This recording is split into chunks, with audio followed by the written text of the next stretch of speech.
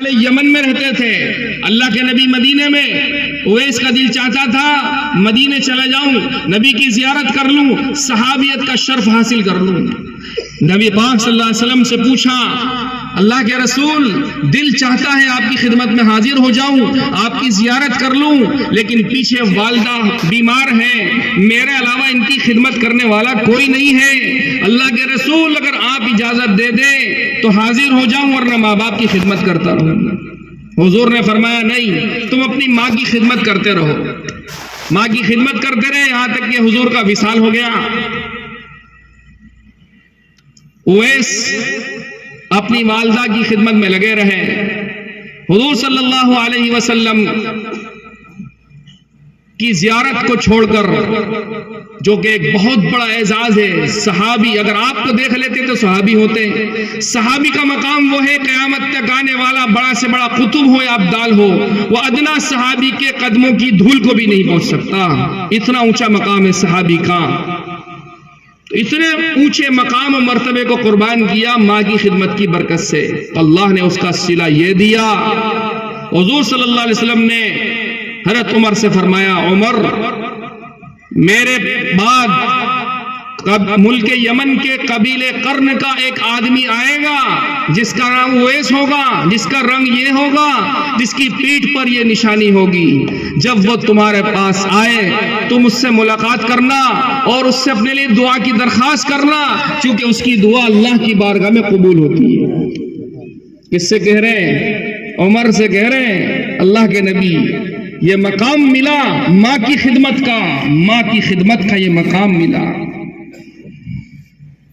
حارثہ بن نعمان دنیا میں ماں کی خدمت کر رہے ہیں، اللہ کے نبی صلی اللہ علیہ وسلم جنت میں ان کے قرآن پڑھنے کی آواز سن رہے ہیں۔ پوچھا حارثہ کیا ہے، کیا عمل کرتے ہو؟ اپنی امی کی خدمت کر رہے ہیں۔ ماں کی خدمت کا صلہ یہ ہے۔ تو ماں کی خدمت کی، ماں باپ کی خدمت کے وسیلے سے دعا کی تو اللہ نے چٹان کو دور کر دی۔ دوسرے نے دعا کی، اے باری تعالیٰ میں نے ایک موقع پر چند مزدور کرائے پر لیے، مزدوری کے لیے، شام تک انہوں نے مزدوری کی، میں نے سب کی مزدوری دے دی، ایک مزدور مزدوری چھوڑ کے چلا گیا، میں نے اس کی مزدوری کو کاروبار میں لگا دیا اور اس میں اتنی برکت ہوئی کہ سارا جنگل جانوروں سے بھر گیا۔ ایک لمبی مدت کے بعد وہ واپس آیا اور مجھ سے کہنے لگا، اللہ کے بندے میری مزدوری تو دے۔ میں نے کہا یہ جتنا جنگل نظر آ رہا ہے یہ سارا تیری مزدوری کی برکت ہے، لے جا یہ سب تیرا ہے۔ میں نے کہا اللہ کے بندے مذاق نہ کر۔ کہنے لگا مذاق نہیں کر رہا، تیری مزدوری کو میں نے کاروبار میں لگایا، برکت ہوئی، یہ سب کا سب تیرا ہے، لے جا۔ وہ سارا کا سارا لے کے چلا گیا۔ اے اللہ اگر میں نے وہ عمل تیری رضا کے لیے کیا تو تو اس چٹان سے نکلنے کا راستہ بنا دے۔ وہ چٹان ایسے دور ہوئی جیسے بٹن دب گیا، لیکن اتنی کہ نکل نہیں سکتے تھے۔ تیسرے نے دعا کی، اے اللہ میری ایک چچا زاد بہن تھی، بڑی خوبصورت تھی، مجھے اس سے بڑی محبت تھی، میں چاہتا تھا میں اس سے اپنی خواہش پوری کر لوں لیکن وہ راضی نہیں ہوتی تھی۔ پھر حالات نے اس کو ایسا گھیرا، وہ ایسی تنگی اور فقر و فاقے میں مبتلا ہوئی کہ مجبور ہو کر وہ میرے پاس آئی قرض لینے کے لیے۔ میں نے اس کو دینار 120 دینار یا 20 دینار میں نے اس کو قرض دینے کا وعدہ کیا، اس شرط پر کہ وہ مجھے اپنی خواہش پوری کرنے کے لیے دے دے۔ وہ مرتی کیا نہ کرتی، وہ راضی ہو گئی۔ میں اس کے اوپر سوار ہو گیا، قریب تھا کہ میں اپنی خواہش پوری کر لوں اور اللہ کی نافرمانی کر ڈالوں۔ اسی وقت اس نے مجھ سے کہا، او اللہ کے بندے اللہ سے ڈر اور اس مہر کو ناحق مت توڑ جو اللہ نے لگائی ہے۔ بس اس کا یہ کہنا تھا، میں اس کے اوپر سے اتر گیا، مجھ پر کپ کپی طاری ہو گئی اور وہ دینار بھی میں نے اسی کو دے دیے۔ اے اللہ اگر میں نے وہ عمل تیری رضا کے لیے کیا تھا تو میں اس کے وسیلے سے دعا کرتا ہوں اس چٹان سے نکلنے کا راستہ بنا دے۔ میں نے جیسے ہی دعا کی فوراً وہ چٹان کھسک گئی اور ہمارے لیے نکلنے کا راستہ آسان ہو گیا، ہم نکل گئے۔ اتنا بڑا مسئلہ کس سے حل ہوا؟ ارے بھائی بتاؤ نا، تو مسئلہ کس سے حل ہوگا؟ عمل سے حل ہوگا۔ عمل سے حل ہوگا۔ اللہ رب العزت نے ہمیں تمام مسائل کے حل کے لیے عمل ایمان اور عمل کو بنانے کی ترغیب دی ہے۔ آج جتنے ہمارے حالات خراب ہیں وہ سارے اس لیے ہیں کہ اعمال خراب ہیں۔ اللہ کے نبی محمد صلی اللہ علیہ وسلم فرما رہے ہیں جتنے تمہارے حالات ہیں ان حالات کا تعلق حاکموں سے نہیں ہے، حاکموں کے بدلنے سے حالات نہیں بدلیں گے، حاکموں کے بدلنے سے حالات نہیں بدلیں گے، حالات تو اللہ رب العزت اعمال پر بدلیں گے۔ کس میں بدلیں گے؟ اعمالکم عمالکم، تمہارے اعمال ہی تمہارے حاکم ہیں، تمہارے اعمال ہی تمہارے حاکم ہیں۔ ایک حدیث میں فرمایا ان اللہ لا ينظر الى صورکم واموالکم ولکن ينظر الى قلوبکم واعمالکم، اللہ تمہاری صورتوں کو نہیں دیکھتا، اللہ تمہارے مالوں کو نہیں دیکھتا، اللہ تو تمہارے اعمال کو دیکھتا ہے اور تمہارے دلوں کو دیکھتا ہے۔ تو حالات کا تعلق حالات سے نہیں ہے، حالات کا تعلق حاکموں سے نہیں ہے، حالات کا تعلق مال سے نہیں ہے، حالات کا تعلق وظائف سے نہیں ہے، حالات کا تعلق اعمال سے ہے۔ اللہ کے نبی صلی اللہ علیہ وسلم نے ہر پریشانی کے لیے امت کو عمل بتایا ہے، ہر پریشانی کے حل کے لیے امت کو عمل سے جوڑ کر گئے ہیں۔ اگر تمہیں بیماری سے شفا چاہیے صدقہ کرو، نبی نے فرمایا صدقے میں شفا ہے۔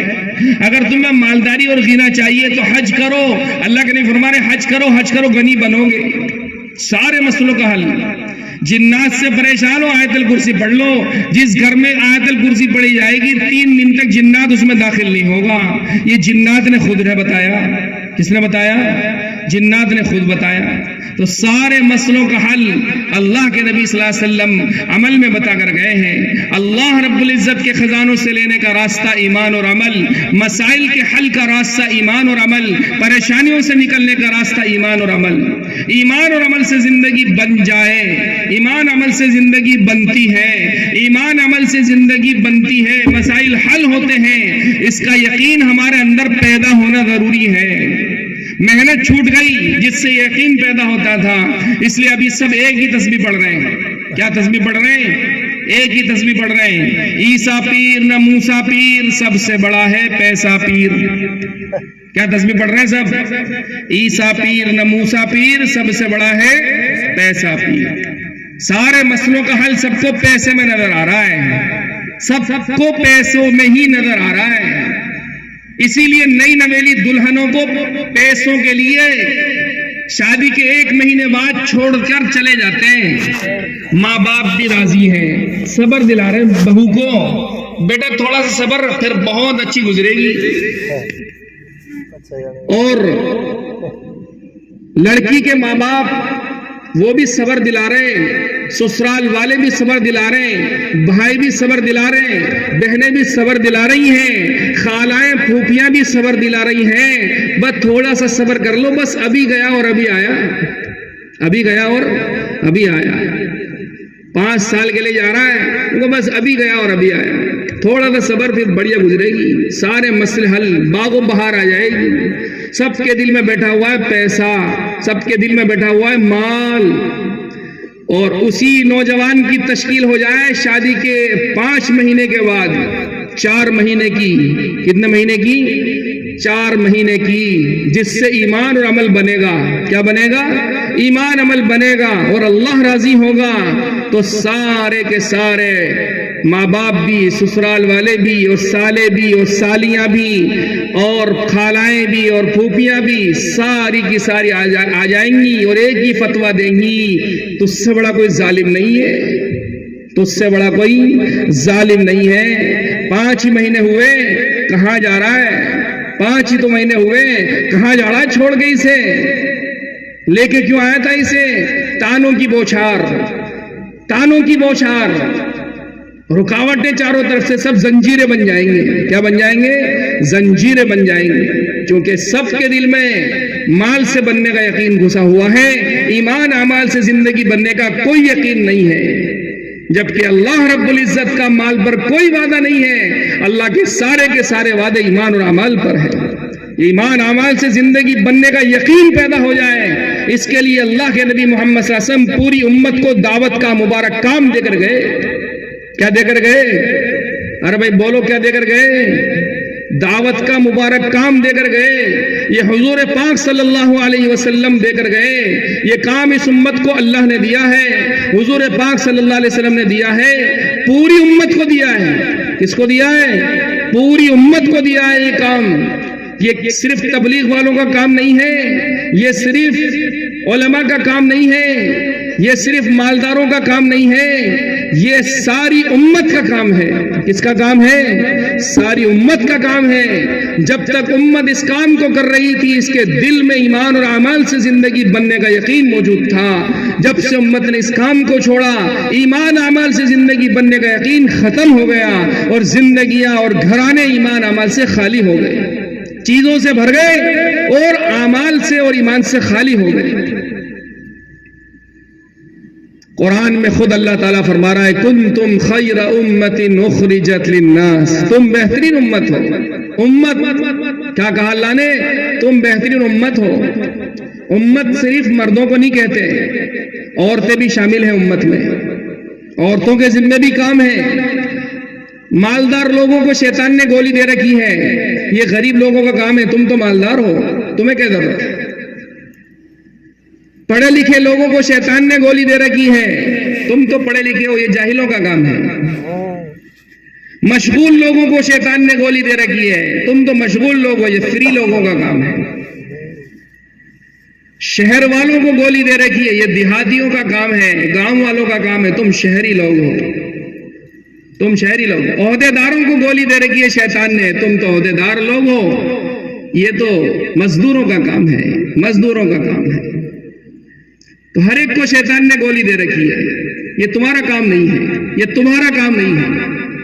کاشتکاروں سے کہہ رہا ہے تمہارا کام کھیتی باڑی ہے، تاجروں سے کہہ رہا ہے تمہارا کام تجارت ہے، مزدوروں سے کہہ رہا ہے تمہارا کام تو مزدوری ہے، پڑھے لکھوں سے کہہ رہا ہے تمہارا کام پڑھائی لکھائی ہے، یہ کام تمہارا نہیں ہے۔ اس لیے اس کام کو سب نے فٹ بال بنا دیا۔ کیا بنا دیا؟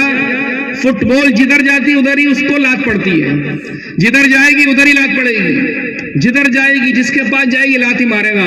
یہی حال حضور کے کام کا ہو رہا ہے، نبی کے کام کا ہو رہا ہے۔ تو اس امت کا مقصد زندگی ہے، اس کام کا امت کر رہی ہے، کوئی اسے اپنانے کو تیار نہیں، کوئی اسے قبول کرنے کو تیار نہیں، اپنی زندگی میں جگہ دینے کو تیار نہیں۔ ہر ایک کے پاس 100 بہانے موجود ہیں۔ قرآن 1400 سال پہلے کہہ چکا ہے اس کام سے رکاوٹ 8 چیزیں، 8 کتنی چیزیں رکاوٹ ہے؟ 8 چیزیں رکاوٹ ہے۔ نمبر 1 قل ان کان آباؤکم وابناؤکم واخوانکم وازواجکم وعشیرتکم واموال اقترفتموها وتجارت تخشون کسادها ومساکن ترضونها۔ 8 چیزیں رکاوٹ ہے۔ نمبر 1 باپ دادا، باپ دادا رکاوٹ ہے۔ ہمارے پرکھوں سے ہم نے اپنے خاندان میں یہ کام دیکھا ہی نہیں ہے، تو یہ ہمارا کام ہے ہی نہیں۔ بعض مرتبہ بیٹوں کو سمجھ میں آ جاتا ہے، تو باپ دادا جو ہوتے ہیں، کسی کے باپ اور کسی کے دادا اور کسی کے نانا، وہ انہیں بائیکاٹ کی دھمکی دے دیتے کہ یہ کام نہیں کرو گے، یہ کام کرو گے تو ہمارا اور تمہارا کوئی تعلق نہیں ہوگا۔ تو وہ باپ دادا رکاوٹ ہوتے ہیں۔ جیسے مشرکین مکہ جب نبی نے ان کو دعوت دی اللہ کے دین کی اور ایمان کی، تو کہنے لگے نہیں، انا وجدنا آباءنا، ہم نے اپنے باپ دادا کو اسی کفر و شرک پر پایا ہے، اس لیے ہم تو یہی کریں گے، ہم اس ایمان کو قبول نہیں کریں گے۔ تو آج بھی رکاوٹ خود مسلمان کے اندر، امت کے اندر باپ دادا اس محنت سے رکاوٹ ہے۔ دوسری رکاوٹ ابناؤکم، تمہارے بیٹے۔ بعض مرتبہ بیٹوں کو سمجھ میں، باپ باپ کے سمجھ میں آ جاتا ہے تو بیٹے رکاوٹ ہو جاتے ہیں۔ بیٹے کہتے ہیں آپ نے پوری زندگی کھلایا پلایا، ہمیں بڑا کیا، اب آپ تو بوڑھے ہو گئے، اب کیا کرو گے اس کام کو کر کے؟ آپ گھر پہ رہو، ہمارے بیٹا بیٹیوں کو جو تمہارے پوتا پوتی انہیں کھلاؤ، انہیں چیز دلاؤ، انہیں جھولا دیو، یہی کرو تم۔ جھولا لگا دیتے تمہارے لیے، جھولے میں جھولتے رہنا تم۔ تو بہت سے لوگ اپنے ماں باپ کے لیے جھولا لگا دیتے ہیں، تو وہ جھولتے جھولتے قبر کو چلے جاتے ہیں۔ تو یہ رکاوٹ بن جاتے ہیں بیٹے اپنے ماں باپ کے لیے۔ تیسری رکاوٹ اخوانکم، تمہارے بھائی۔ 5 بھائی ہیں، 3 کے سمجھ میں آ گئی، 2 کے سمجھ میں نہیں آئی تو وہ 2 رکاوٹ ہو جاتے ہیں یا 3 رکاوٹ ہو جاتے ہیں۔ دیکھو جو چاہو کرو، جتنے چاہو گناہ کرو، لیکن دعوت کا یہ کام نہیں کرنا ہے۔ اگر تم یہ کرو گے تو تمہارے یہاں اور ہمارے یہاں لین دین بند ہو جائے گا، نہ ہم تمہارے یہاں آئیں گے نہ تم ہمارے یہاں آؤ گے، بیٹی ویوہار ختم، آنا جانا ختم، تو بھائی رکاوٹ ہو جاتے ہیں۔ چوتھی رکاوٹ، بیویاں، شوہر نے یہاں اجتماع میں سنا، اللہ رسول کی بات سنی، ایمان اعمال کی بات سنی، دین اور دین کی محنت کی بات سنی، فضائل سنے، سمجھ میں آ گیا کہ یہ کام کرنا ہے، اللہ کے راستے میں 4 مہینے اس کام کو سیکھنے کے لیے لگانے ہیں۔ اب یہاں سے گیا گھر اور جا کر گھر والی کو، ہوم منسٹر کو کہا میں نے 4 مہینے کا نام لکھا دیا، تو وہ کہے گی دیکھو اچھا تم نے 4 مہینے کا نام لکھا دیا تو یہ بچے بھی تمہارے ساتھ ہی لے جاؤ، تم جاؤ اللہ کے راستے میں اور میں جا رہی ہوں میکے میں۔ تو یہ زنجیر بن جائے گی۔ کیا بن جائے گی؟ زنجیر بن جائے گی۔ ارے بن رہی نہیں بن رہی؟ خوشخبری سنا دو، میرا ویزا آ گیا دبئی کا 5 سال کا، تو کہے گی بہت اچھا، میں تو برسوں سے دعا کر رہی تھی تم دبئی چلے جاؤ، اور 4 مہینے کا نام لکھا کر آ گئے تو اس کے تیور بدل جائیں گے، اس کا پارا گرم ہو جائے گا اور وہ زنجیر ہو جائے گی۔ بمبئی جاؤ، دلی جاؤ، کمانے میں جاؤ، کوئی پرابلم نہیں، 1 سال کے بعد آ جانا، میں صبر کر لوں گی، لیکن 4 مہینے تو نہیں جا سکتے، تو یہ رکاوٹ ہو جائے گی۔ چوتھی رکاوٹ۔ 5ویں رکاوٹ، عشیرتکم، تمہارا خاندان اور قبیلہ اور برادری۔ اچھا تم یہ کام کرو گے جو ہماری برادری میں، ہمارے خاندان میں برسوں سے نہیں ہے، یہ نیا کام، نئی بدعت داخل کرو گے ہمارے گھر میں، ٹھیک ہے، تم اگر نہیں مانتے ہو تم تو تمہارا بائیکاٹ ہے، پوری برادری مل کر ان کا بائیکاٹ کر دے گی، اور یہ ان کے ڈر کی وجہ سے بیچارے سمجھتے ہوئے بھی کام نہیں کر پائیں گے۔ تو یہ 5ویں رکاوٹ ہے، برادری، خاندان اور قبیلہ۔ جبکہ حضور پاک صلی اللہ علیہ وسلم نے بھی ایک بائیکاٹ کیا ہے، اور حضور کا بھی بائیکاٹ ہوا ہے۔ ایک بائیکاٹ حضور نے کیا، ایک بائیکاٹ حضور کا ہوا، مکہ مکرمہ میں حضور کا بائیکاٹ ہوا، اور حضور کے خاندان والوں کا بائیکاٹ ہوا، اور حضور صلی اللہ علیہ وسلم پر ایمان والوں کا بائیکاٹ ہوا۔ 3 سال تک شیب ابی طالب نے ایک گھاٹی میں بند کر دیا، کوئی ان سے بات نہیں کرے گا، کوئی ان کو کھانا نہیں دے گا، پانی نہیں دے گا، اسی میں گھٹ گھٹ کے مرنے دو ان کو۔ کیوں بائیکاٹ ہوا؟ اللہ کے نبی نے دین کی محنت شروع کی تو ان کا بائیکاٹ کیا مشرکین نے۔ اب مسلمان کا بائیکاٹ کر رہا ہے دین کی محنت کی وجہ سے، جبکہ انہوں نے بائیکاٹ کیا تھا حضور کا دین کی محنت کی وجہ سے مشرکین نے۔ حضور نے مدینہ منورہ میں آنے کے بعد ایک بائیکاٹ کیا۔ سن 9 ہجری میں تبوک ہوا، تبوک میں 3 بدری صحابی نہیں گئے، 3 بدری صحابی راہ خدا میں جانے سے پیچھے رہ گئے، تو اللہ اور اس کے رسول اتنے ناراض ہوئے کہ 50 دن تک کا بائیکاٹ کر دیا انہوں نے۔ 40 دن کے بعد آرڈر آیا بیویوں سے بھی الگ کر دو۔ 40 دن تک تو تھا ان سے کوئی بات نہیں کرے گا، سلام کا جواب نہیں دے گا، 40 دن کے بعد حکم آیا بیویوں کو بھی الگ کر دو۔ 50 دن تک روتے رہے، تب جا کے اللہ نے توبہ قبول فرمائی۔ تو حضور صلی اللہ علیہ وسلم نے بائیکاٹ کن کا کیا؟ جنہوں نے دین کی محنت میں سستی اور کاہلی کی، انہیں نکلنا تھا وہ نہیں نکلے، انہیں جانا تھا وہ نہیں گئے، ان پر بائیکاٹ ہوا۔ تو آج مسلمان کا بائیکاٹ کرتا ہے دین کی محنت کی وجہ سے، کتنی حیرت اور تعجب کی بات ہے۔ 6ٹھی رکاوٹ، اموالکم، تمہارے مال۔ جب پیدا ہوا تھا تو روڑ پتی تھا، اب اللہ نے اس کو عقل دی اور اس سے یہ کروڑ پتی ہو گیا۔ جب پیدا ہوا تو کیا تھا؟ روڑ پتی، اب عقل دی اللہ نے تو یہ ہو گیا کروڑ پتی۔ تو اب اس کی تشکیل ہو رہی ہے 4 مہینے کی، تو یہ کہتا ہے کہاں 4 مہینے چلا رہے ہو، میرے پاس نوٹ گننے کی تو فرصت ہے نہیں، میں تمہیں 4 مہینے کیسے دوں گا۔ اپنی اوقات بھول جاتا ہے، اپنی حیثیت بھول جاتا ہے کہ یہ مال تو اللہ نے دیا ہے اور میرے ساتھ جائے گا بھی نہیں، اور اللہ نے بطور امتحان کے دیا ہے۔ تو یہ مال کے نشے میں ایسا مست ہوتا ہے، اور مال کمانے کی اس کو فکر ایسی سوار ہوتی ہے کہ یہ دین کو اور دین کی محنت کو بھلا دیتا ہے۔ اس کے سامنے سے قبر ختم، حشر ختم، پل صراط ہٹ جاتا ہے، جنت اور جہنم کے مسئلے بھی ہٹ جاتے ہیں، اور یہ سب سے بڑا مسئلہ بنا لیتا ہے مال کو۔ اس لیے قرآن نے کہا اِنَّهُ لِحُبِّ الْخَيْرِ لَشَدِيدٌ، مال کی محبت میں بہت زیادہ آگے بڑھا ہوا ہے۔ وَتُحِبُّونَ الْمَالَ حُبًّا جَمًّا، اور تم مال سے بہت زیادہ محبت کرنے والے ہو۔ ساتویں چیز وَتِجَارَةٌ تَخْشَوْنَ كَسَادَهَا، وہ بزنس، وہ تجارت جس میں گھاٹے کا تمہیں ڈر لگا ہوا ہے۔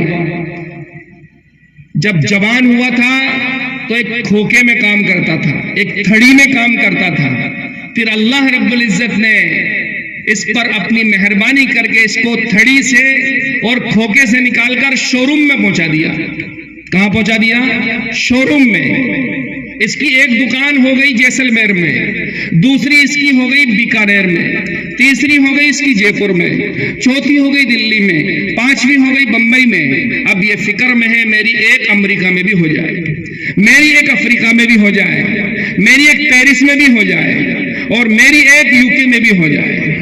تشکیل ہو رہی ہے 4 مہینے کی، کہہ رہا ہے بس میری ایک دکان کھل جائے، میری ایک کمپنی پیرس میں اور کھل جائے، پھر 4 مہینے دے دوں گا۔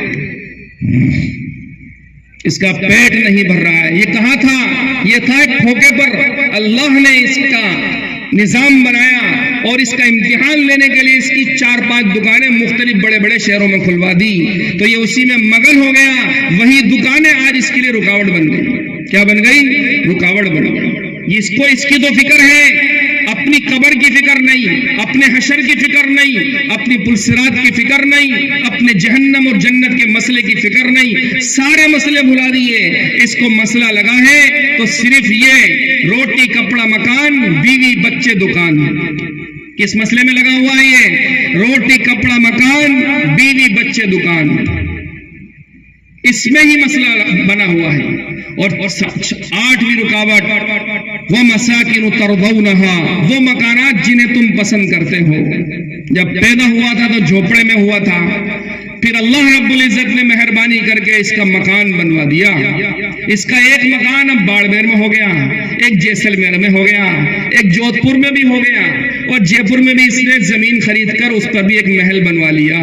تو اب اس مکان کی محبت میں ایسا گرفتار ہے کہ سوچتا ہے میں 4 مہینے چلا جاؤں گا تو میرے مکانوں کا کیا ہوگا، میرے اس بنگلے کا کیا ہوگا، ان کی حفاظت و نگرانی کون کرے گا؟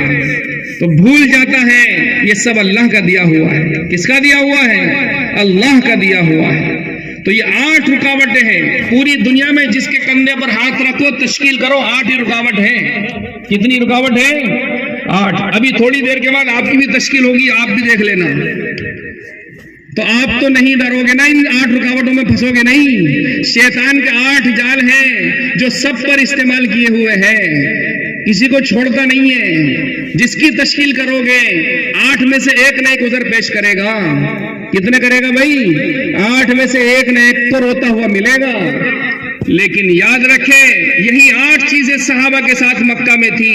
اللہ کا حکم آیا اپنے دین کی اور اپنے ایمان کی حفاظت کے لیے ان 8 چیزوں کو چھوڑ کر مدینہ منورہ چلے جاؤ، تو صحابہ نے ان 8 چیزوں کو مکہ مکرمہ میں چھوڑ دیا، ان پر تھوک دیا اور مدینہ منورہ چلے آئے۔ ان کے ماں باپ مکہ میں تھے، ان کی اولادیں مکہ میں تھی، ان کی بیویاں مکہ میں تھی، ان کے بھائی مکہ میں تھے، ان کے خاندان و قبیلے مکہ میں تھے، ان کے مکانات مکہ میں تھے، ان کا مال مکہ میں تھا، اور ان کی تجارتیں بھی مکہ میں تھی۔ 8 چیزوں کو انہوں نے اللہ پہ بھروسہ کر کے مکہ میں چھوڑ دیا اور مدینہ چلے آئے۔ تو بتاؤ اللہ نے انہیں اجاڑ دیا یا اللہ نے انہیں چمکا دیا؟ ارے بھائی بولو نا، زور سے تو بولو۔ چمکایا نا؟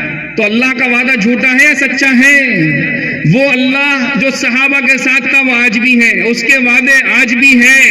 جو اللہ کے وعدوں پر بھروسہ کر کے صحابہ کی طرح آج بھی ان 8 چیزوں کو چھوڑ کر اللہ کے دین کو، اللہ کے دین کی محنت کو مقصد زندگی بنا کر دنیا میں اللہ کے دین کے لیے قدم اٹھائے گا، اللہ آج بھی اس کے ساتھ صحابہ والی مدد کا معاملہ فرمائے گا۔ حضرت جی مولا الیاس رحمۃ اللہ علیہ کے ملفوظات میں لکھا ہوا ہے جو آدمی یہ چاہے کہ اللہ کی مدد اسے حاصل ہو جائے وہ آنکھیں بند کر کے اپنے آپ کو اللہ کے دین کی محنت میں لگا دے. اللہ رب العزت جو بربادی کے اسباب ہیں انہیں راحت و چین سکون کے اسباب میں بدل دے گا. مثال دے کر سمجھائی. ابراہیم خلیل اللہ کے دین کی محنت کے لیے کھڑے ہو گئے. نمرود نے انہیں آگ میں ڈال دیا. آگ انسان کو جلاتی ہے, تباہ کرتی ہے, برباد کرتی ہے, لیکن اللہ نے اسی آگ کو ابراہیم علیہ السلام کے لیے گل گلزار بنا دیا. موسیٰ علیہ السلام اور بنی اسرائیل اللہ کے دین کی محنت کے لیے کھڑے ہو گئے. فرعون پیچھے, بنی اسرائیل اور موسیٰ علیہ السلام آگے بحر قلزم آ گیا. پیچھے فرعون کا لشکر, آگے جائیں تو موت, پیچھے جائیں تو موت. اللہ رب العزت نے موسیٰ اور بنی اسرائیل کے لیے اسی بحر قلزم میں سے 12 راستے پھاڑ دیے اور زندگی کا سامان بنا دیا.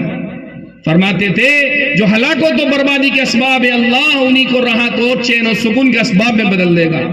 آگے فرمایا کرتے تھے جو آدمی اللہ کے دین کی مدد کرے اور اللہ کی مدد کا یقین نہ رکھے وہ فاسق اور بددین ہو سکتا ہے. کیا ہو سکتا ہے؟ وہ فاسق اور بددین ہو سکتا ہے. تو میرے عزیز و بزرگوں یہ محمد رسول اللہ صلی اللہ علیہ وسلم کا کام ہے اور اللہ رب العزت نے اس پر زندگی بنانے کا اور اپنی مدد و نصرت کا وعدہ کیا ہے. یا ایھا الذین آمنوا ان تنصروا اللہ ینصرکم ویثبت اقدامکم. اے ایمان والو اگر تم اللہ کے دین کی مدد کرو گے تو اللہ تمہاری مدد کرے گا. اس محنت سے ہی ایمان اعمال سے زندگی بننے کا یقین پیدا ہوگا. یہ محمد رسول اللہ صلی اللہ علیہ وسلم کی محنت ہے. دنیا سے جائیں گے اس محنت کو کر کے تو اللہ رب العزت وہ جنت دے گا جس جنت میں داخل ہوتے ہی فرشتہ 4 اعلان کرے گا. کتنے اعلان کرے گا؟ پہلا اعلان ہوگا ان لکم ان تحیوا فلا تموتوا ابدا.